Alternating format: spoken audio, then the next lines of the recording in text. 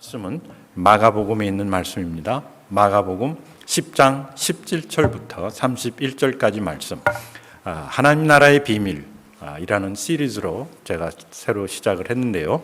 영생의 문턱에서라는 제목으로 오늘 이 말씀 같이 살펴보시겠습니다. 지금 저희들이 하는 큐티 내용 중 하나입니다. 지난주에 우리가 마가복음 10장을 큐티를 했는데 그 중에서 굉장히 제 마음에 와닿고 또 우리가 꼭 알아야 되는 진리가 있어서 그 본문을 선택했습니다. 마가복음 10장 17절부터 31절까지 우리 같이 읽겠습니다. 마가복음 10장 17절. 예수께서 길에 나가실새 한 사람이 달려와서 꿇어앉아 묻자오되 선한 선생님이여 내가 무엇을 하여야 영생을 얻으리이까? 예수께서 이르시되 네가 어찌하여 나를 선하다 일컫느냐? 하나님 한 분 외에는 선한 이가 없느니라. 내가 계명을 안 하니 살인하지 말라, 간음하지 말라, 도둑질하지 말라, 거짓 증언하지 말라, 속여 빼앗지 말라, 네 부모를 공경하라 하였느니라. 그가 여짜오되 선생님이여 이것은 내가 어려서부터 다 지켰나이다.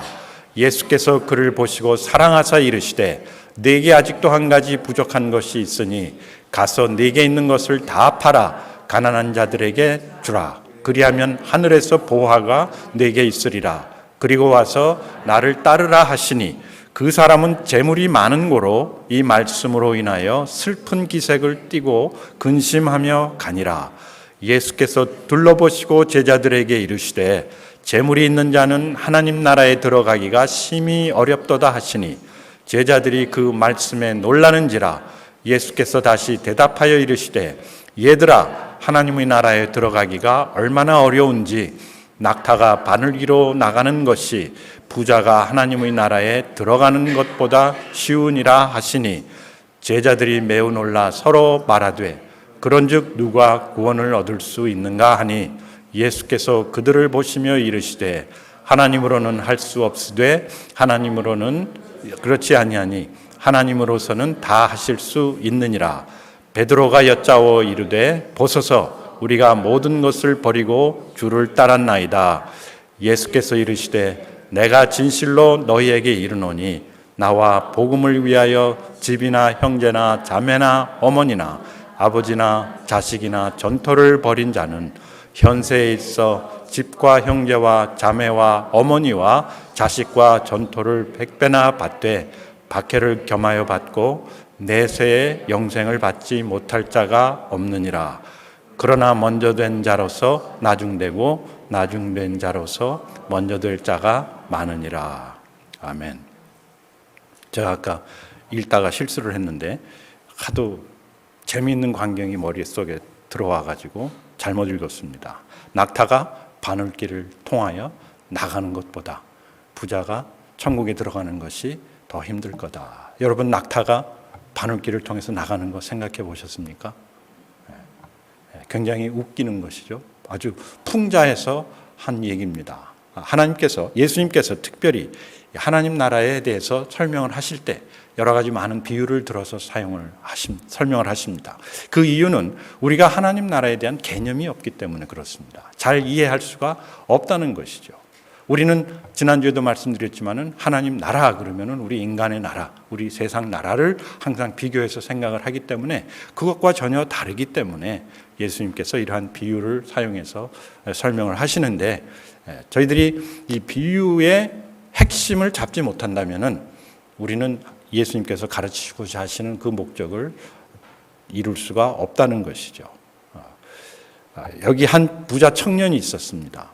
예수님께 달려왔어요. 달려왔다는 것은 뭡니까? 그만큼 간절했다는 것이죠. 그리고 예수님을 진짜 찾았다는 것이죠. 꿇어앉아서 물었습니다. 내가 어떻게 하여야 영생을 얻으리까? 그랬더니 예수님께서 이런 거 다 지켰느냐? 우리 주보에 나온 그 이달의 성경 말씀 외우는 거 10계명의 5계명부터 5, 6, 7, 8, 9, 10 6가지 계명이 거기 다 포함이 되어 있습니다. 이것을 네가 지켰느냐 그랬더니 이 친구가 제가 어려서부터 율법을 지켰나이다. 굉장히 자랑스럽게 그리고 떳떳하게. 왜? 자기가 그렇게 했으니까. 그렇게 교육을 받았고 지켰고 또 그런 것을 예수님이 얘기하시리라 생각을 예상을 했는데 예상 문제가 나온 겁니다. 그랬더니 즉각 대답을 한 것이죠. 그랬는데 자신이 예상했던 것과는 달리 예수님께서 한 가지 더 부족한 것이 있다. 한 가지. 100점 만점을 받아야 되는데 너 지금 99점, 1점 남아있다. 무엇입니까? 그랬더니 내가 가진 것을 다 팔아서 가난한 사람들에게 나누어주고 그리고 너는 나를 따를지니라 했더니 갑자기 얼굴색이 변했습니다. 예수님 만날 때는 아주 즐거워서 기뻐서 익사이팅 해가지고 예수님 앞에 달려와서 무릎을 꿇고 어떻게 영생을 얻을 수 있습니까? 했는데 예수님의 그 답, 네가 가진 것을 다 팔고 그리고 나누어주고 나를 따르라. 근심하며 돌아갔다. 왜 그랬습니까? 돈이 많아서 그걸 다 팔려고 생각을 하니까 근심하며 도망갔다. 그랬더니 제자들이 묻습니다. 아니 그러면 누가 구원을 얻을 수 있겠습니까? 왜냐? 제자들 생각에도 우리가 돈을 많이 버는 것, 부자가 되는 것과 영생과 그렇게 연관이 없을 뿐만 아니라 같이 가져도 될 수 있지 않느냐라는 것이죠. 왜냐? 우리가 모두 그 부를 축적하기를 원하기 때문에 우리는 다 돈을 벌기를 원하고 돈이 필요하고 또 돈이 많을수록 사는 것이 행복하다고 생각하고 그렇게 살아왔기 때문에 그리고 거기에 더해서 영생까지 얻으면 얼마나 좋겠느냐. 그것이 우리 보통 사람들의 생각입니다. 많은 신앙생활을 하시는 분들도 마찬가지입니다. 우리가 결코 가난하게 살면서 예수님을 믿을 필요가 있느냐. 부자가 되는 것이 무엇이 문제냐. 그리고 예수님도 부자가 되는 것이 문제라고 생각하지 않았습니다. 말씀하시지 않았어요. 단지 가진 것을 어떻게 하라? 가진 것을 팔아서 가난한 자에게 나누어 주고 그리고 너는 나를 따르라. 바로 그 영생의 질문에 대한 예수님의 답. 그리고 그 영생의 문턱. 어떻게 보면은 이 친구가 진짜 영생을 누릴 수 있는, 얻을 수 있는 그 기회에서 근심하고 돌아갔다는 것이죠. 왜 근심하고 돌아갔는가? 다른 이유가 아니었습니다. 가진 것이 많아서. 여러분, 가진 것이 많은 사람들이 영생의 문턱에서 돌아갈 필요가 없다는 얘기예요.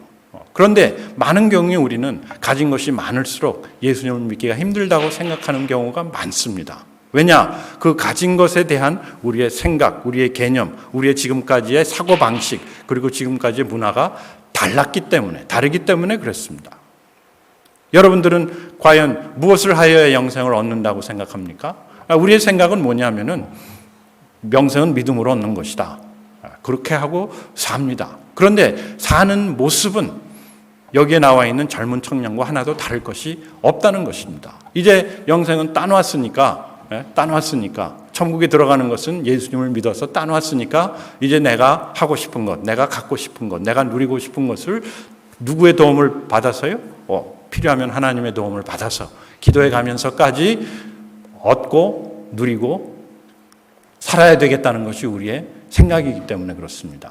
그런데 만약에 하나님이, 예수님이 우리의 삶을 본다면은 뭐라고 하시겠느냐? 그것이에요. 우리가 가진 것을 다 팔아 가난한 사람에게 나누어주고 너는 나를 따르라고 하시겠는가? 아니면 착하고 충성된 종아 내가 너를 기쁘게 여기노라 라고 말씀하실 것인가? 여기에 대해서 우리는 심각하게 생각해 봐야 된다는 것이죠. 저도 어떻게 보면은 이 한 부자 청년하고 비슷했어요. 예수님 믿고 나서 대학을 졸업하고 직장 생활을 하다 보니까 뭐 돈도 벌고 또 차도 사고 또 뭐 그러면서 한 가지 질문이 들었어요. 왜냐? 이 부자 청년을 보니까 그러면 나도 내가 가진 것을 다 팔아서 가난한 사람들한테 나누어 주고 예수님을 따라야 되는가? 왜? 저는 영생에 대한 확신이 없었기 때문에. 구원의 확신. 우리가 얘기를 하지만은 확신이 있습니다라고 강하게 선포도 했지만은 deep inside, 그러니까 내 마음속 깊은 곳엔 과연 내가 이렇게 살아가지고 영생을 얻을 수 있을까? 구원을 받을 수 있을까? 라는 그런 의심이 뭐 1%, 2% 없다고 할 수는 없었거든요. 그런데 1, 2%가 아니라 10%, 한 20% 정도는 됐던 것 같습니다. 그래서 이 문제는 그냥 그 청년이 믿음이 없어서 그렇지 하고 그냥 덮어두고 계속 지나는데 이것이 계속 괴롭힙니다. 또 돈 벌어서 뭐 할래? 그래서 제가 깨달은 것이 무엇이냐면은 이 돈 버는 그 자체, 부를 얻는 것 그 자체가 중요한 것이 아니라 이것을 어떻게 사용하느냐가 중요한 거구나. 그러면서 그 문제를 일단 뒤로 접했는데 오늘 이 본문 말씀을 보면서 다시 한번 이 고민이 누구의 고민인가? 이 고민이 바로 우리의 고민이라는 거예요. 왜? 계속해서 우리는 돈이 필요하고 돈을 벌어야 되고 또 자녀들을 위해서 모아놓았다가 필요할 때 나눠줘야 되고 그런 사회 속에서 그런 생활 구조 속에서 살아가고 있기 때문에 이것을 뒤로 하고 다 팔아가지고 가난한 사람에게 나눠주고 예수님을 따를 수가 없기 때문에 그래요. 그래서 오늘 말씀, 특별히 영생의 문턱에서 진짜 이 젊은 청년이 가졌던 이 고민을 우리가 한번 해보면서 이 고민을 해결하지 않는다면은 우리는 앞으로 사는 것이 영생, 천국이 아니라 뭡니까? 지옥 같을 거다 그 얘기입니다. 그러면 이 영생의 문턱에서 우리가 어떻게 해야 되는가? 첫째는 생각을 바꿔야 됩니다. 생각을 바꾸세요. 이 젊은이의 질문. 그 질문은 뭐냐면 그 마음속에 갖고 있는 가장 중요한 그런 이슈입니다. 자기가 해결하지 못한 것. 그것을 예수님께서 해결해 주시기 위해서 예수님 앞에 나온 겁니다. 그래서 물어본 겁니다. 내가 무엇을 하여야 영생을 얻으리까? 무엇을 하여야 영생을 얻으리까? 왜? 이 젊은이의 생각 그리고 우리 모두의 생각은 뭐냐면은 이 영생이라는 것은 하나님의 선물이긴 하지만은 그러나 내가 무엇을 해야 된다는 그런 생각이 우리 마음속에 있기 때문에 그것이 우리 사회의 구조입니다. 우리의 문화입니다. 무엇을 잘해야 하나님께서 선물도 주시고 하나님께서 복도 주시고 하나님께서 우리를 옳다고 하시지 않겠는가? 우리가 아무리 믿음으로 예수님의 공로로 얘기는 하지만은 그렇지만은 그래도 내가 뭔가를 해야지 하는 그런 생각이 우리 마음속에 자리 잡고 있다는 것이죠. 그래서 이 젊은 청년이 내가 무엇을 하여야 영생을 얻으리까? 참 좋은 토픽이었어요. 주제였습니다. 영생이라는 것. 우리가 질문을 보면 아시다시피 이 친구가 열심히 율법을 지키면서 살았지만은 마음속에 영생에 대한 확신은 없었다는 것이죠. 소위 말해서 구원의 확신이 없었던 거예요. 영생이라는 것이 무엇인지도 몰랐다는 거예요. 왜 자기가 율법을 지키고 그 율법을 따라 살아야 되며 또 앞으로 죽은 뒤에는 무엇이 자기를 기다리고 있는지 거기에 대한 확신, 거기에 대한 굉장히 뚜렷한 답이 없었다는 것이죠. 그런데 맞습니다. 구약에서도 그렇고 신약에서도 그렇고 죽고 나서의 내세라고 그러죠. 거기에 대한 설명이 그리 많지 않습니다. 특별히 구약에서는 거의 없습니다. 구약에서는 그냥 그늘진 곳, 어두운 곳 그런 식으로 내세를 표현합니다. 왜냐? 정확하게 거기에 대해서 설명도 없고 가르쳐 준 것도 없고 그냥 하나님이 계시다는 것 그리고 하나님 나라 그리고 하나님의 백성이 된다는 그것밖에는 이 사람들이 들은 것이 없기 때문에 예수님이 오시기 전까지는 그런 내세에 대한 천국에 대한 아니면 지옥에 대한 그런 내용이 구약에는 많이 있지 않습니다. 그랬기 때문에 이 젊은 친구가 젊어서 이런 질문을 한다는 것은 굉장히 특이한 것이요. 그리고 진짜 이 친구가 거기에 관심이 있었을 뿐만 아니라 참 거기에 대한 뜨거운 열심이 있었다는 것이죠. 그런데 한 가지 문제는 뭐냐? 영적인 주제를 육신적으로 해석하다 보니까 지금까지 살아왔던 사고방식으로 생각하다 보니까 무엇을 해야만 얻을 수 있는 것 같았던 것이죠. 그런데 영생은 얻는 것이 아니라 영생은 사는 겁니다. 여러분 영생은 얻는 것이 아니고 내가 얻었다가 나중에 죽으면 가는 것이 아니라 영생, 이터널 라이프입니다. 삶입니다. 이것은 오늘 우리가 사는 것이라는 것이죠. 새 생명으로, 새 신분으로, 새 능력으로 새로운 가치관과 새로운 미래를 향해서 새로운 목적을 갖고 새로운 열정으로 매일매일 살아가는 것이 영생이에요. 아무도 아멘 하시지 않네. 여러분 우리가 미국 사람이 아니라 이제 미국에 와서 살지 않습니까? 근데 오기 전에 비자도 받고 영주권도 받고 미국에 들어오라는 허가를 받았어요. 그런데 그냥 나는 언제든지 갈 수 있으니까 내가 한국서 열심히 살자 하면서 계속해서 한국서 산다면은 미국서의 그 삶을, 뭐 지금은 여기가 더 좋은 것도 아니지만은 옛날 50년 전 저희들이 올 땐 그랬습니다. 이것을 누릴 수가 없는 것이죠. 영생이라는 것은 그저 내가 죽으면 천국 간다는 그것이 아닙니다. 미래에 대한 보장이긴 하지만은, 그러나 그 미래에 대한 보장 때문에, 우리가 부활을 하고 영생을 얻는다는 그 보장 때문에 내가 오늘 여기서 어떻게 살 수 있어요? 여기서 죽을 수가 있는 겁니다, 여러분. 우리 죽는 걸 굉장히 두려워하죠. 아픈 것도 두려워하고, 가난해지는 것 두려워하고, 그리고 그것을 막기 위해서, 그렇게 살지 않기 위해서 우리가 하나님을 믿고 하나님께 기도를 합니다. 하나님, 저를 강건하게 해주시고, 저를 복되게 해주시고, 저를 축복하시고, 자꾸 그렇게 얘기를 하는데, 그거는 우리가 영생과 부활에 대해서 잘못 알기 때문에 그런 기도를 하는 겁니다. 왜냐? 만약에 내가 부활을 한다면은 죽을 수가 있는 것이고, 영생을 한다면은 오늘 어떻게 살아도 괜찮은 것이에요. 부활이 있으니까 죽는 것이지, 죽고 나서 부활하는 것이 아니라는 것이, 그것이 부활 신앙이에요. 그리고 영생이 있으니까 내가 여기서 마음대로 하나님께서 원하시는, 그리고 내가 하고 싶은 그런 것을 하면서 살 수 있는 것이라는 것이죠. 영생은 얻는 게 아닙니다. 내가 무엇을 해서 얻는 것이 아니라 주어진 그 영생을 내가 사는 거예요. 어떻게 해요? 새 생명. 예수님께서 그러시지 않았습니까? 인자가 온 것은 너희로 생명을 얻고 더 풍성히 얻게 하려 함이라. 이 생명은요, 그냥 죽고 나서 다시 부활하는 그 생명이 아니라, 너희가 부활을 믿느냐? 믿는 자는 죽어도 살 것이요 살아서 물은 나를 믿는 자는 영원히 죽지 아니하리라. 그 생명으로 오늘부터 영원히 사는 거예요. 누구처럼? 예수님처럼. 예수님이 나를 따르라는 것이 그냥 종들이 따르듯이 예수님이 명령만 하면 뭐 하시옵소서 하겠습니다, 그런 자세가 아니라, 예수님을 따른다는 것은 예수님이 살았던 그런 삶을 내가 사는 거예요. 그런데 그런 예수님의 말씀을 이해가 되지 않으니까, 아이고 내가 무엇을, 이거 내가 가진 거 다 팔아가지고 나눠주면 나는 뭐가 되나 걱정하는 거예요. 왜? 아직도 자신의 목적, 아직도 삶의 꿈이 뭐였습니까? 돈 많이 벌어서 성공하는 것, 부자가 되는 것이 이 젊은 청년의 꿈이었고, 이 젊은 청년의 꿈일 뿐만 아니라 많은 기독교인들의 꿈이 마찬가지입니다. 목사들의 꿈도 마찬가지예요. 뭐 조금 계산하는 것이 좀 다른다 뿐이지, 목사들의 꿈은 뭡니까? 교인들이 많이 와가지고 큰 교회 짓고, 또 구원도 많이 하고 침례도 많이 주고 훈련도 많이 하고 또 선교도 많이 하는 것이 우리의 꿈인데, 결국 뭡니까? 그것도 물질적인 것이라는 것이죠. 물량적인 겁니다. 영생이 아닌 거예요.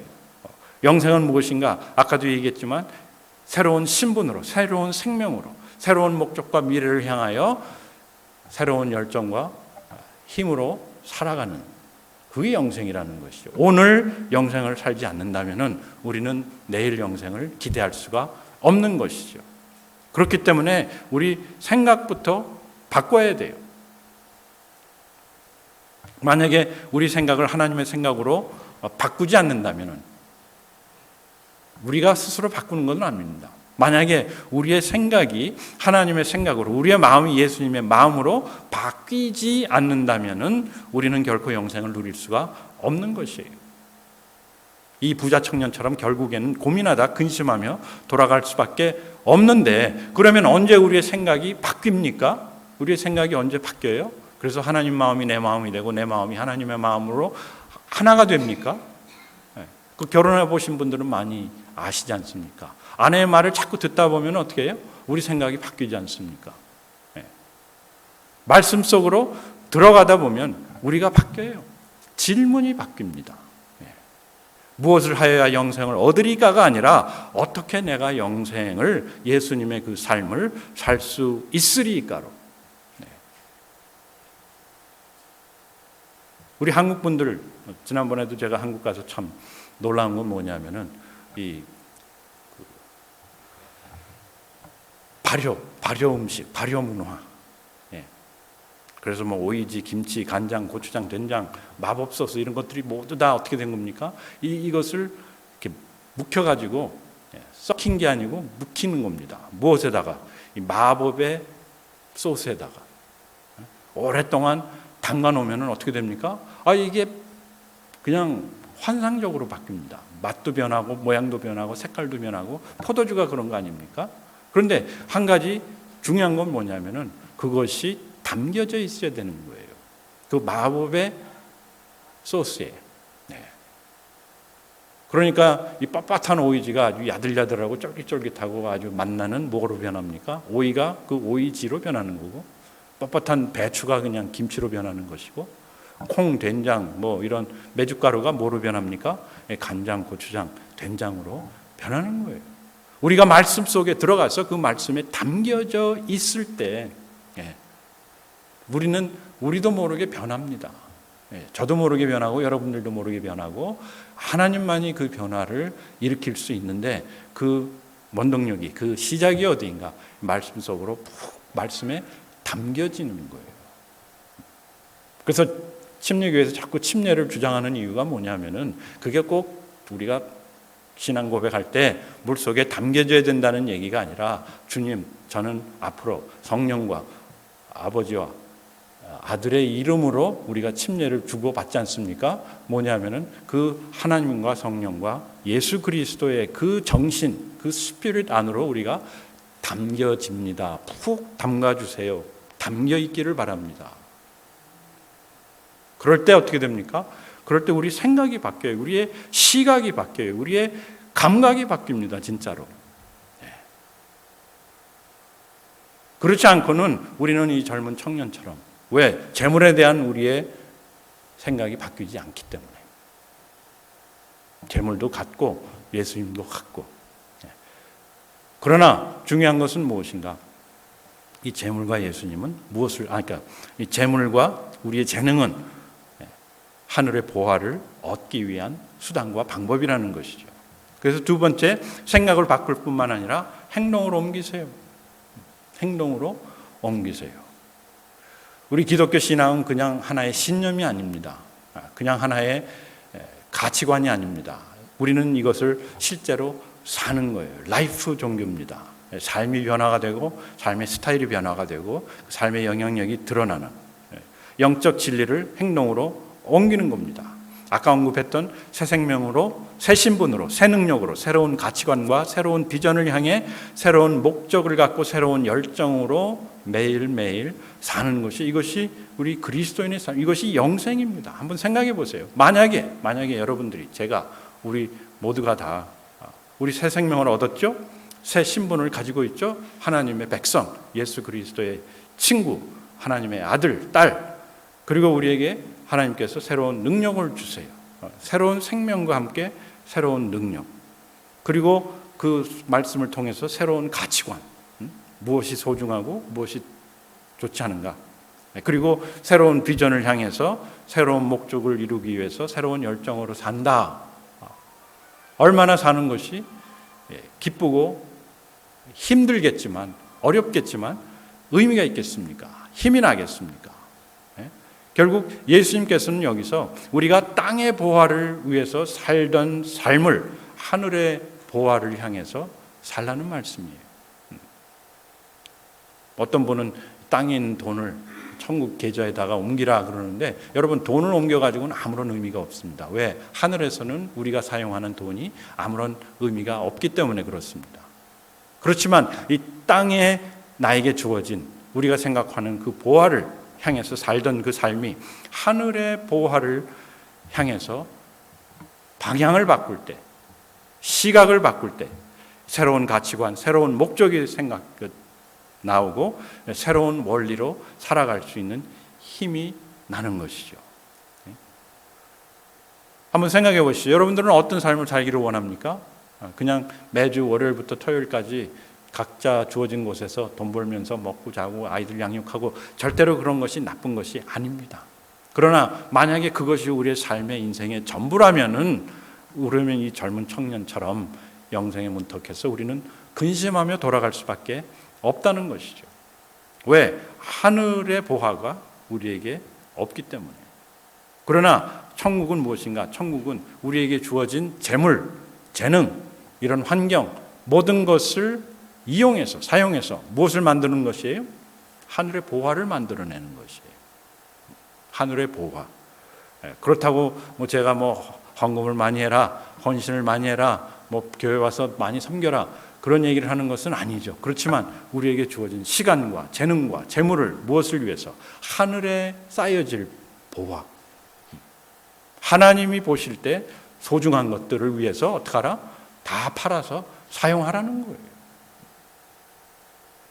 여러분 진짜 어떤 삶을 살기를 원합니까?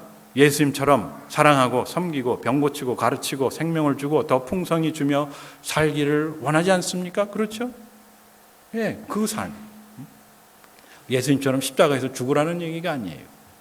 예수님이 지향했던 그러한 하나님의 나라, 예수님이 지향했던 그러한 하나님의 사람이 되어가는, 그리고 예수님처럼 산다는 것이 그런 것이죠. 예수님처럼 가난하게 결혼도 안 하고 다 나눠주고 그건 아닙니다. 자기에게 주어진 재물과 재능과 시간을 무엇을 위해서요? 하늘의 보화를 위해서.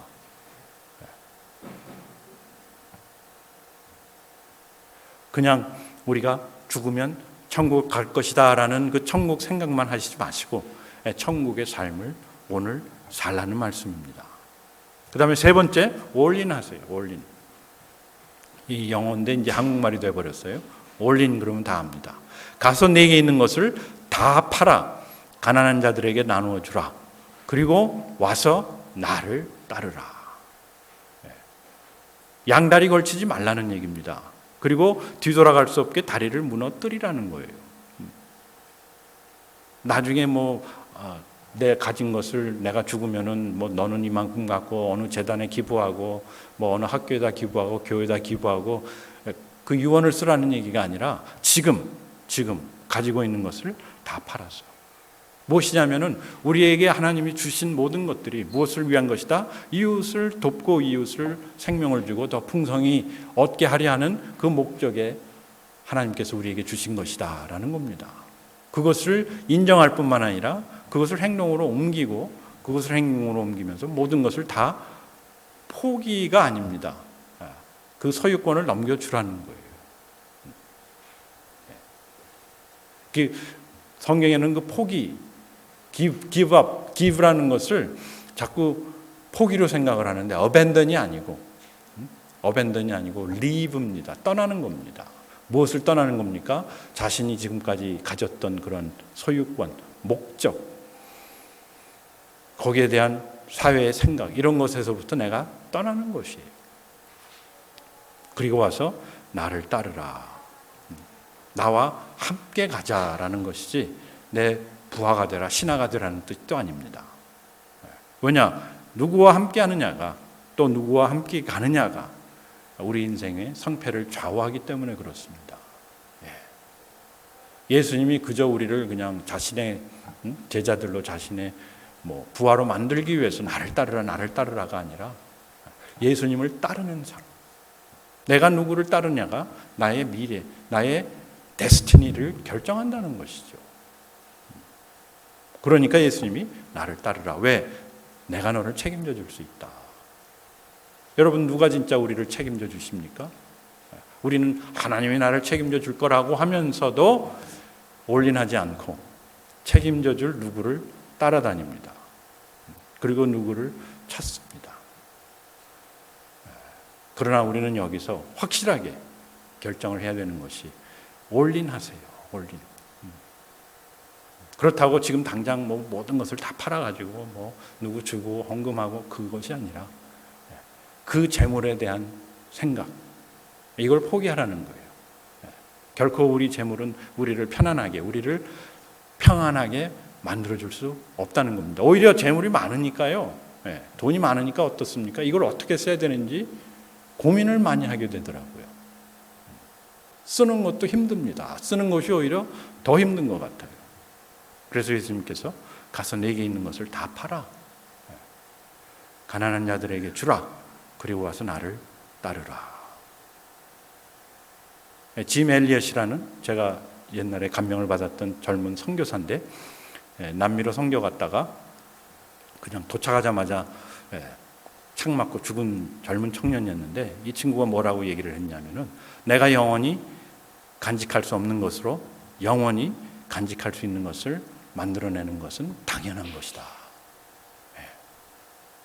내가 영원히 간직할 수 없는 것으로 내가 영원히 간직할 수 있는 것을 만들어낸다면은 그것보다 더 현명한 것이 어디 있겠느냐.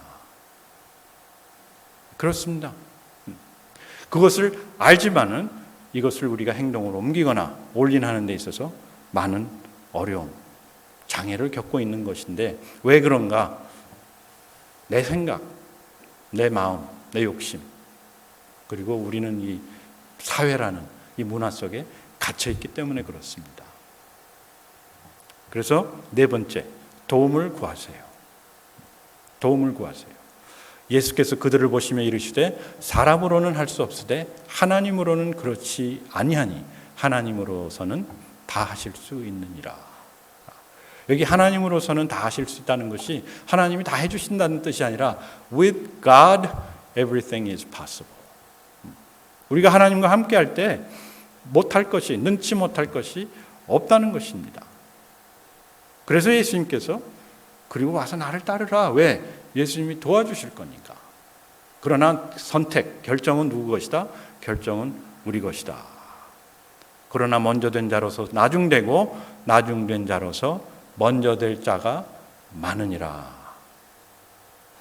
이것이 꼭 예수를 늦게 믿어가지고 늦게 믿은 사람들이 더 잘한다, 잘 된다 그런 뜻이 아니라 어제야 어떻게 살았건 중요한 것이 아니라는 거예요.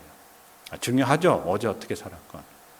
그러나 오늘 어떻게 사느냐가 나의 위치와 나의 미래를 결정한다는 거예요. 어제의 글로리는 오늘의 필요에 아무런 도움이 되지 않는다는 겁니다. Yesterday's glory mean nothing to today's challenge. 어제 승리했다고 오늘 승리하는 것도 아니고 또 어제 패배했다고 오늘 또 패배하는 것 아니라는 얘기예요. 뭡니까? 매일매일이 새로운 경주라는 거예요. 무엇을 향한? 이 천국의 삶을 향한, 영생을 향한 매일매일의 삶. 비록 우리가 어제, 비록 우리가 작년에, 비록 우리가 진짜 지난주에 잘못 살았을지라도 승리를 하지 못했을지라도 어떻게 해요? 오늘 할 수 있다는 것이 예수님의 말씀이에요. 먼저 된 자로서 나중되고 나중된 자로서 먼저 될 자가 많으니라. 누가 먼저 됩니까? 먼저 나서면 먼저 되는 겁니다. 먼저 나서면 먼저 되는 거예요. 오늘 어떻게 사느냐가 영생의 실체입니다. 같이 기도하시겠습니다. 하나님 아버지, 저희들이 진짜 오늘 어떻게 살고 있는지를 다시 한번 살펴보기를 원합니다. 말로는 우리가 구원을 얻었고 말로는 영생을 얻었다고 하지만은 그러나 실제로 실체적인 영생을 살고 있는지 다시 한번 생각해 봅니다. 우리의 삶에 이러한 자비와 선행과 또 하나님의 그 영광을 드러내는 일을 하고 있는지 생각해 봅니다. 우리가 먹고 자고 마시는 것에 치중하는 것이 아니라 의와 평강과 희락이라고 했는데 우리의 삶 속에 과연 이러한 의와 평강과 희락이 매일매일 넘쳐나고 있는지 생각해 봅니다. 하나님, 성령께서 저희들을 불쌍히 여겨주시고 우리가 할 수 없지만 하나님께서 함께 하심으로 이 영생을 누릴 뿐만 아니라 나눌 수 있는 저희 교회 또 우리 각 개인이 될 수 있도록 축복하시고 인도하시옵소서.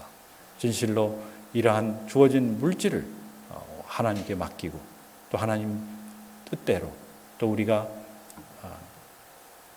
하나님의 영광을 위해서 살아가는데 사용할 수 있도록 인도하여 주시옵소서. 예수님 이름으로 기도합니다. 아멘.